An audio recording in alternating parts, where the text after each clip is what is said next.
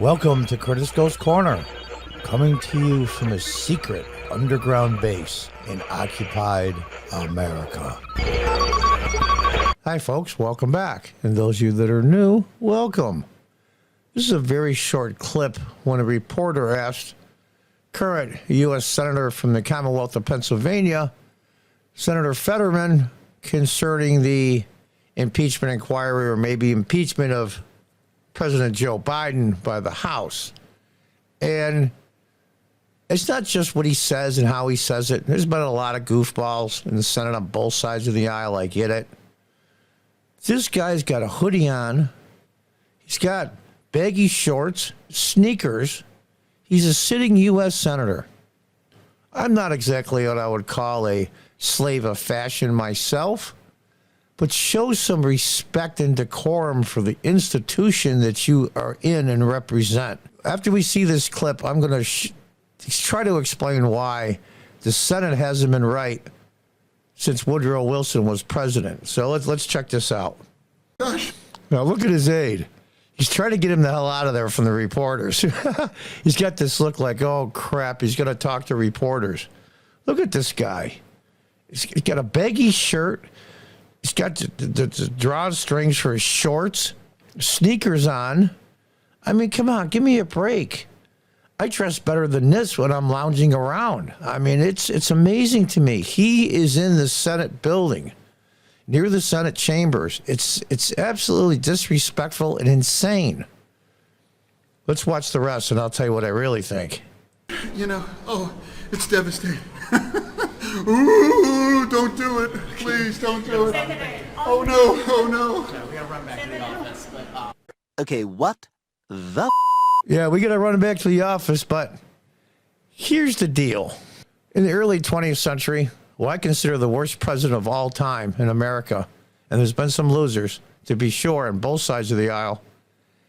Woodrow Wilson takes the cake. When I say the worst president, I mean the one that's caused the most damage for the longest of any president. He started with the federal income tax, Woodrow Wilson. Got us into a war we had no business getting into, Woodrow Wilson. A world war, I might add. He has the amendment, signed the amendment that wants the states to be ratified to change how U.S. senators were elected and placed.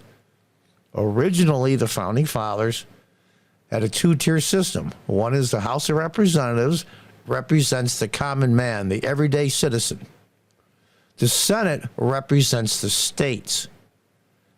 And the federal government was put in and created by the states to basically babysit and or monitor some things that states were doing. That was the setup.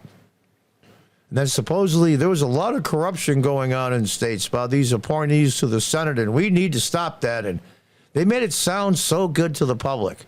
Believe me, there was lying in the media back then, even without television. Here's the point. Now the U.S. senators are appointed, or elected, I should say, to their positions by popular vote. Totally against what the founders wanted. They don't represent the states at all. It's amazing to me. You think the Democrat Party, and we'll say Arkansas, is the same as the Democrat Party in California for appointing senators? No, and vice versa. Do you think that the Texas legislature would appoint a Republican would be the same Republican that a swing state would appoint? Because they represent the states. And that was changed under Woodrow Wilson. Another thing, and here we are over 100 years later, still feeling the bad effects of these ridiculous changes. This guy won the popular vote. We can go on and on and on about how he did it, and we can't do this here because this website won't allow it. But think about that for a minute. Think about the two goofballs down in Georgia that won. Granted, the two Republican candidates were not exactly the greatest thing since sliced bread. I get it.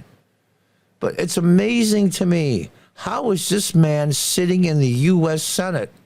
And yes, and there's some real pieces of garbage in there. Mitt Romney is one for the Republicans, and I forget her name. She's a senator from Hawaii. And Kamala Harris was no great prize either. It's just amazing to me. And pretty soon, we'll see. We're going to have another senator from California. when Dianne Feinstein steps down. And it's pencil neck Adam Schiff, probably. So the fact of the matter is, there's enough to pull around on both sides of the aisle. It was never meant to be a popular vote. Let's check out this genius one more time. Ask you about this news that Speaker McCarthy has formally launched an impeachment or has said he's going to. Oh my God, direct- really? Oh my gosh, it's devastating. Ooh, don't do it. Stop it. Get some help. And there you have it, folks. There is the new senator from the Commonwealth of Pennsylvania. Our geopolitical enemies are looking at this and they're laughing their asses off. We are in deep, deep trouble, folks. And until next time, God bless, goodbye, and good luck.